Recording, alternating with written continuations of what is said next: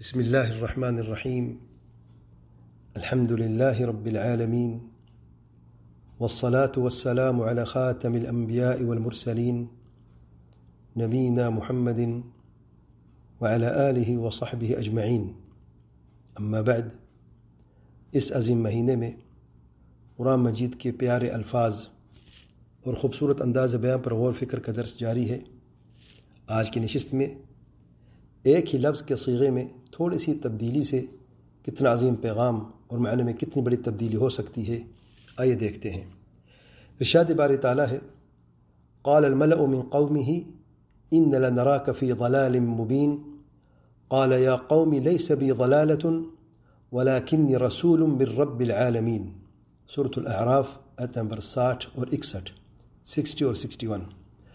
نوح علیہ السلام پر ان کے قوم میں سے ملأ یعنی ان کے بڑوں نے گمراہی کا الزام لگایا ضلال کے لفظ سے، اور جواب میں نوح علیہ السلام نے اس گمراہی کی نفی کر دی ضلالت کے لفظ سے۔ ضلال اور ضلالت میں کیا فرق ہے؟ صرف ایک حرف تا مربوطہ جسے کہتے ہیں، اس سے کیا اور کتنا فرق پڑ سکتا ہے، آئیے دیکھتے ہیں۔ ضلال کا مطلب ہے مکمل گمراہی، بڑی گمراہی، ہر اعتبار سے گمراہی۔ مبین کھلی اور واضح۔ فی ضلال مبین کا معنی ہے مکمل کھلی گمراہی میں ڈوبے ہوئے، نعوذ باللہ۔ ضلالت کا معنی ہے صرف ایک گمراہی، یعنی نوح علیہ السلام نے صرف ایک ہی لفظ سے گمراہی کی جڑ سے نفی کر دی۔ ضلالت کی نفی کرتے ہوئے فرمایا لیس بی ضلالت، یعنی ایک بھی یا تھوڑی سی بھی گمراہی نہیں ہے، کیونکہ میں رب العالمین کی طرف سے بھیجا ہوا رسول ہوں۔ سبحان اللہ بحمدہ، سبحان اللہ العظیم۔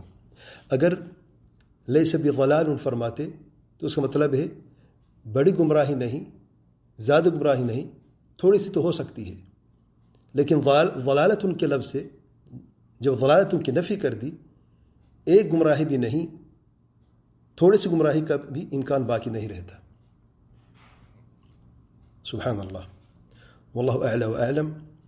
اللہ تعالیٰ سے دعا ہے کہ ہمیں قرآن مجید کی تلاوت کا حق ادا کرنے اور اس میں غور فکر کرنے کی اور صحیح عمل کرنے کی توفیق عطا فرمائے، توحید و سنت اور منہج السلف الصالحین پر چلنے کی توفیق عطا فرمائے، اور ہر وبا، فتنے اور شر پسندوں کے شر سے محفوظ فرمائے، آمین یا رب العالمین۔ سبحانک اللہم و بحمدک، اشہد ان لا الہ الا انت، استغفرک و اتوب الیک۔